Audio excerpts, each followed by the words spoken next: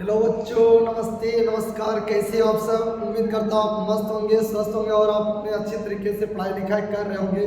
बच्चों, मेरा नाम उत्तम लाल बिहारी है और स्वागत करता हूँ मैं अपने चैनल आइडियल सक्सेस क्लासेस में। आज बहुत ही इम्पोर्टेंट टॉपिक लेकर के आए हैं हम लोग क्लास 10 बिहार बोर्ड के सिलेबस के डिस्कशन के बारे में, जिसमें से मुख्य रूप से हम लोग मैथ के सिलेबस के बारे में आज डिस्कशन करने वाले हैं। चलिए देखते हैं, तो बिना समय गंवाए हम अपने लेक्चर को शुरू करते हैं। आज हमारा डे 1 है, जिसमें से हम लोग मैथमेटिक्स के सिलेबस के बारे में देखने वाले हैं। उससे पहले आपके लिए छोटा सा मोटिवेशन। मंजिल उन्हीं को मिलती है, मंजिल उन्हीं को मिलती है जिनके सपनों में जान होती है। मंजिल उन्हीं को मिलती है जिनके सपनों में जान होती है। पंखों से कुछ नहीं होता, पंखों से कुछ नहीं होता, हौसलों में उड़ान होती है, हौसलों से उड़ान होती है। यानी कि पंखों से कुछ नहीं होता, यानी फड़फड़ाने से जीवन में कुछ नहीं होता है। आपके अंदर जुनून और वो जान होनी चाहिए जिससे आप अपनी मंजिल को अचीव कर सकते हैं। तो इसी मोटिवेशन के साथ चलिए हम आगे बढ़ते हैं। तो हम लोग समझते हैं अपना पूरा पाठ्यक्रम को, यानी कि सिलेबस को। चलिए देखते हैं हम अपना सिलेबस एक नज़र में क्या लिखा हुआ है। टोटल हमारा जो एनसीईआरटी का जो बुक चलता है, सबसे इम्पोर्टेंट होता है बिहार बोर्ड के बच्चों के लिए कौन सा बुक पढ़े, कौन सा बुक से फॉलो करें। भारतीय बोर्ड पढ़े, एनसीईआरटी पढ़े, या RS अग्रवाल पढ़े, या और भी बहुत सारे उसके बारे में डाउट होते हैं। तो आपको बता दो, बिहार बोर्ड जो फॉलो करता है आपका, वो होता है बच्चों एनसीईआरटी। ठीक है, एनसीईआरटी। और एनसीईआरटी में आपको कुल पढ़ने होते हैं 15 चैप्टर्स। कितने पढ़ने होते हैं? 15 चैप्टर्स पढ़ने होते हैं, जिनमें से उसका टोटल मार्क्स अगर एग्जाम मार्क्स के देखें, फुल मार्क्स आपका 100 मार्क्स का होता है ये एग्ज़ाम।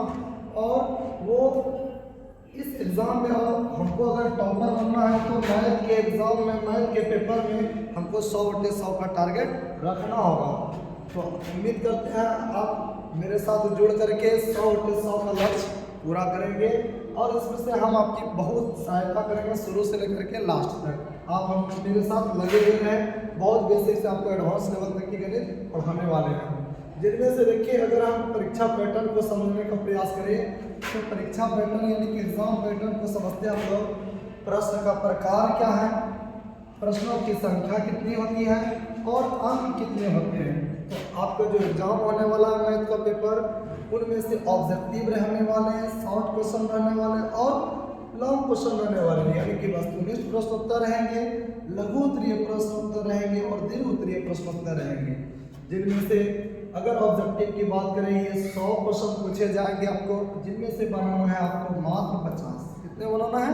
मात्र 50। 100 क्वेश्चन पूछे जाएंगे और 50 का आंसर आपको करना है। और ये आपको OMR शीट मिलेगा, जिनमें से आपको OMR शीट में ये भरना होता है। और ये प्रत्येक क्वेश्चन 1 मार्क्स का होता है, तो ये 50 गुना 1 करें तो ये 50 मार्क्स का आपका ऑब्जेक्टिव हो जाएगा। अगर लघु उत्तरीय की बात करें तो लघु उत्तरीय आपका शॉर्ट क्वेश्चन जो होगा वह 30 अंक का होगा, जिनमें से आपको 30 क्वेश्चन पूछे जाएंगे और ये 15 बनाना है आपको। कितना बनाना है? 15 बनाना। 30 क्वेश्चन पूछे जाएंगे आपको और बनाना है आपको 15। प्रत्येक क्वेश्चन 2 नंबर का होता है। कितने नंबर का होता है? 2 नंबर का होता है। तो ये 15 गुना 30 करें तो ये हमारा हो जाएगा 30 नंबर का, ये हो जाएगा। यानी कि 50 ये और 30 नंबर का आपका शॉर्ट क्वेश्चन हो जाएगा, लघु उत्तरीय प्रश्न उत्तर हो जाएगा। उसके बाद आपको दीर्घ उत्तरीय प्रश्न उत्तर पूछे जाते हैं, जिनमें से ये प्रश्नों की संख्या 8 होती है और उनमें से आपको मात्र 4 बनाना होता है। 4 बनाना होता है, प्रत्येक क्वेश्चन 5 अंक का होता है। तो इस प्रकार आपका हो जाएगा 20 मार्क्स का। तो ये है आपका एग्जाम पैटर्न, जिनमें से 100 क्वेश्चन ऑब्जेक्टिव के रहेंगे, तो 50 आपको बनाना है, वो 50 मार्क्स का हो जाएगा। और फिर लघु उत्तरीय प्रश्न उत्तर जो है 30 अंक का होगा, जिनमें से 30 प्रश्न पूछे जाएंगे और प्रत्येक का 2 अंक का होगा और 15 क्वेश्चन आपको बनाना है, तो 30 अंक ये हो जाएगा।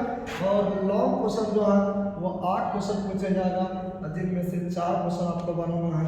इस प्रकार ये 20 ये कंप्लीट हो जाएगा। टोटल होगा देखें तो ये 50, 30, 80 और 20 100 अंक का आपका पूरा एग्जाम ये हो जाएगा।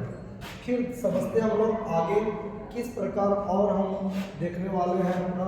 तो यहाँ बहुत सारे चैप्टर्स में से आपको 15 चैप्टर बताए कि अपना एनसीईआरटी में है। एनसीईआरटी में कुछ हमने डिज़ाइन किया है चैप्टर को। तो पहला चैप्टर आपको देखने को मिलेगा संख्या पद्धति यानी कि नंबर सिस्टम। संख्या पद्धति के अंतर्गत देखिए कौन से चैप्टर आते हैं। तो ये अध्याय 1 यानी कि आपके एनसीईआरटी में अध्याय 1 जो लिखे हुए हैं वास्तविक संख्या रियल नंबर्स, ये बहुत इंपॉर्टेंट होता है। यानी कि पूरे गणित का बोले तो ये बेसिक चैप्टर है आपका। संख्या से रिलेटेड नंबर से रिलेटेड हम लोग देखने वाले सीखने वाले इसमें। और अगर इस अध्याय से देखा जाए तो बोर्ड एग्जाम में जो है टोटल 10 अंक के प्रश्न पूछे जाते हैं। 10 अंक के यहाँ से प्रश्न पूछे जाते हैं, जिनमें से इस चैप्टर की बात करें तो इम्पोर्टेंट जो क्वेश्चन होता है हर वर्ष देखा जाता है विभिन्न विभाजन से पूछा जाता है इससे। और इसमें अपरिमेयता सिद्ध करने वाला होता है, जैसे कि √2 √3 इस तरीके से सिद्ध करने वाले क्वेश्चन बहुत ज़्यादा इम्पोर्टेंट होता है। अगर और देखें हम नेक्स्ट हमारा जो यूनिट होता है वो होता है अलजेब्रा का। अलजेब्रा यानी कि बीजगणित के अंतर्गत देखिए 4 चैप्टर आते हैं। पहला है बहुपद को इंग्लिश में बोलते हैं पॉलिनोमियल। दूसरा है 2 चरों वाले रैखिक समीकरण, ये आपके किताब में 3rd नंबर चैप्टर में है। और ये उसके बाद 4th नंबर चैप्टर जो है द्विघात समीकरण यानी क्वाड्रेटिक इक्वेशन। और 5th चैप्टर जो है समांतर श्रेणियां एपी एरिथमेटिक प्रोग्रेशन। यानी कि बीजगणित के अंतर्गत अलजेब्रा के अंतर्गत टोटल हम लोग 4 चैप्टर देखेंगे जो बहुत इंपॉर्टेंट होता है ये। और ये बेसिक आपका मजबूत करता है। जो और आगे की जो यहाँ पर चैप्टर्स होंगे उसमें ये बहुत मदद करेगा सॉल्व करने में, प्रॉब्लम को सॉल्व करने में। और ये आपकी परीक्षा की दृष्टि से भी काफ़ी इंपॉर्टेंट होता है। अगर ओवरऑल बात किया जाए तो इनमें से कुल मिलाकर के लगभग 20 मार्क्स का क्वेश्चन पूछा जाता है। और ये स्कोरिंग भी है। अगर यहाँ से आप पूरा कंप्लीट कर लेते हैं तो 20 मार्क्स। अगर 20 मार्क्स देखा जाए आपके एग्जाम में जो है 2 गुने प्रश्न पूछे जाते हैं और आपको 50% बनाना है, यानी 20 मार्क्स है।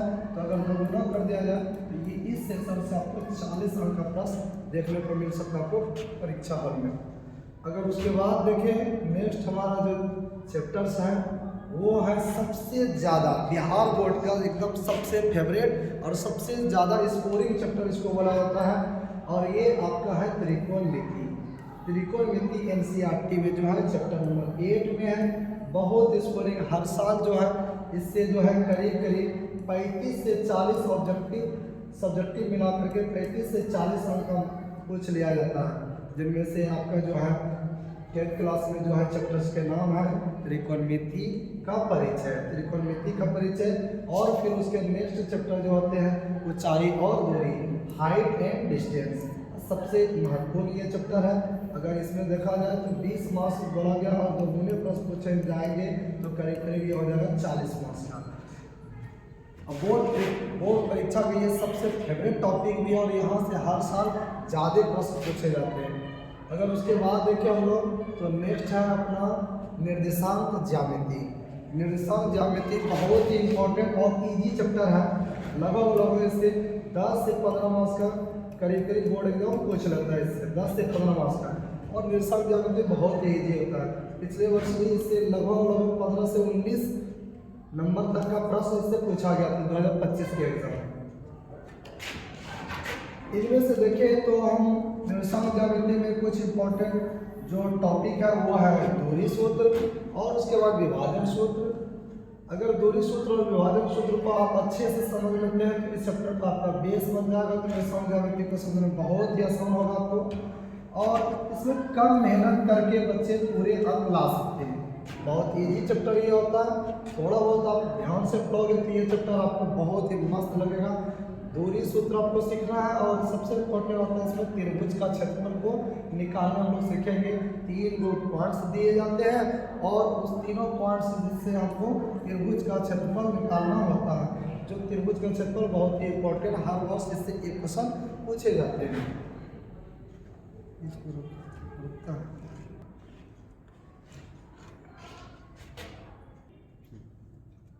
चलिए बच्चों देखते हैं नेक्स्ट जो चैप्टर ज्यामिति यानी कि ज्योमेट्री को सीखना होता है और ये बहुत ही इम्पोर्टेंट होता है। जिनमें से ज्योमेट्री के अंतर्गत हम लोग देखने वाले हैं त्रिभुज चैप्टर को, जो कि एनसीईआरटी में 30 नंबर चैप्टर में है, जिसको ट्रायंगल भी बोलते हैं।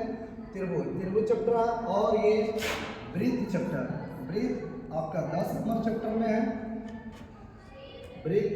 और इसके बाद जो है आपका कंस्ट्रक्शन रचनाएं 11 नंबर चैप्टर में है। अगर देखा जाए तीनों त्रिभुज, वृत्त और ये रचनाएं मिला करके ज्योमेट्री का एक कुल सेक्शन है।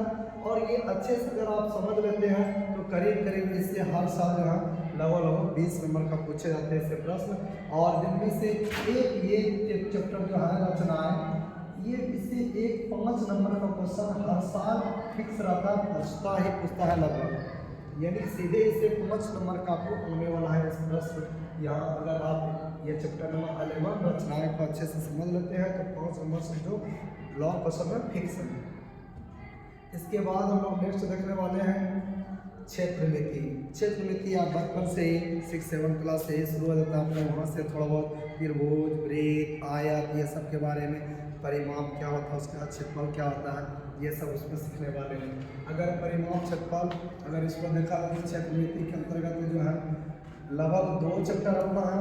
पहला चैप्टर 12 नंबर चैप्टर है वृत्तों से संबंधित क्षेत्रफल, और 13 नंबर चैप्टर है पृष्ठीय क्षेत्रफल और आयतन। पृष्ठीय क्षेत्रफल और आयतन, जिनमें से आप सीखने वाले हैं बेलन के बारे में, शंकु के बारे में, गोला, छिन्ना और भी आयत, वर्ग, इस सबसे रिलेटेड आप क्षेत्रफल, परिमाप, आयतन, ये तीनों चीज को निकालना आप सीखेंगे। और ये भी बहुत इंपॉर्टेंट होता है। क्षेत्रमिति से हर साल एक दीर्घ प्रश्न उत्तर पूछे जाते हैं, और 2 नंबर भी क्वेश्चन इससे अच्छा खासा रहता है। सब देखा जाए तो इससे मिला करके करीब 15 से 20 मार्क्स इससे भी आ जाते हैं प्रश्न। लघु उत्तरीय ऑब्जेक्टिव दीर्घ मिला करके करीब 20 मार्क्स के इससे भी प्रश्न आ जाते हैं। नेक्स्ट चैप्टर हम लोग देखने वाले हैं, बहुत ही इजी चैप्टर है ये, और ये है आपका सांख्यिकी और प्रायिकता। एनसीईआरटी में 14 नंबर चैप्टर में है, और ये आपका लास्ट चैप्टर होता है 15 नंबर चैप्टर, सांख्यिकी और प्रायिकता। सांख्यिकी के अंतर्गत हम लोग सीखते हैं माध्य, माध्य, बहुलक को निकालना, जिनमें से ये भी बहुत ही इम्पोर्टेंट पिछले 4-5 वर्ष से इससे एक दीर्घ उत्तरीय क्वेश्चन हर साल पूछे जाते हैं, और ये इजी भी होते हैं। अच्छा से आप सीख जाएंगे तो बोर्ड एग्जाम में पक्का इससे सवाल आपसे बन जाएगा।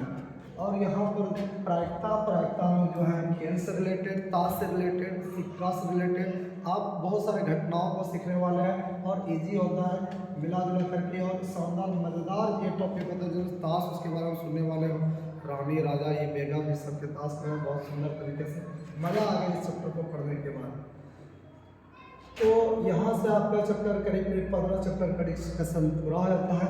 अब हम ये जानते हैं कि बोर्ड परीक्षा में ये 15 चैप्टर को पढ़ करके हम किस प्रकार से हम 100/100 अपने अंक को प्राप्त कर सकते हैं। बोर्ड परीक्षा में हम लोग कैसे लाएँ 100/100 कैसे लाएँ। अगर आप टॉपर बनना चाहते हैं तो 100/100 आपका ड्रीम लक्ष्य होना चाहिए, और ये होगा आपके डेली प्रैक्टिस से होगा, यानी कि नियमित आप अभ्यास करते रहिए तो आपका ये 100/100 होने के लिए एकदम पूरा तैयार हो जाएगा। उसके बाद इसके लिए आपको अलग से फार्मूला चार्ट आपको बनाना होगा, जिससे आपका फार्मूला मजबूत रहेगा, तो आप आसानी से सारे सवाल को अच्छे से एग्जाम में आप कर पाओगे। और पिछले साल के जो प्रश्न की क्वेश्चन बैंक लगभग करीब 10 साल के आपको जो है सॉल्व करना चाहिए, जिससे आपको पहले से पता हो जाना चाहिए, एक्सपीरियंस हो जाता है कि बोर्ड एग्जाम में अगला आप क्या पूछने वाला है। पिछला क्वेश्चन बैंक को यानी कि करीब 10 साल का लगभग जो है आप जरूर बनाइए, 10 साल का लगभग जरूर क्वेश्चन को सॉल्व करके बोर्ड परीक्षा में जाइए, जिससे आपको थोड़ा प्रैक्टिस बना हुआ रहे और समय पर वहाँ सॉल्व कर पाएंगे आप। अगर आपको इससे रिलेटेड कोई भी परेशानी होगा तो मेरा ये रहा कॉन्टैक्ट नंबर, आप कॉन्टैक्ट नंबर से संपर्क कर सकते हैं। कोई भी डाउट हुआ तो आप हमसे डायरेक्ट कॉन्टैक्ट करके उसको पूछ सकते हैं, और मिल करके हम लोग डाउट पूरा एकदम क्लियर करेंगे, तो बोर्ड परीक्षा में हम लोग का ड्रीम जरूर पूरा होगा। तो नेक्स्ट हम लोग देखने वाले हैं, नेक्स्ट क्लास में हम लोग कि सबसे जो ज़्यादा इम्पोर्टेंट चैप्टर होगा यानी कि त्रिकोणमिति, हम लोग वहीं से शुरू करेंगे। बहुत ईजी चैप्टर है, तो नेक्स्ट क्लास में हम लोग मिलते हैं बच्चों, तब तक के लिए अपना ख्याल रखें, मिलते हैं हम लोग नेक्स्ट क्लास में। बाय।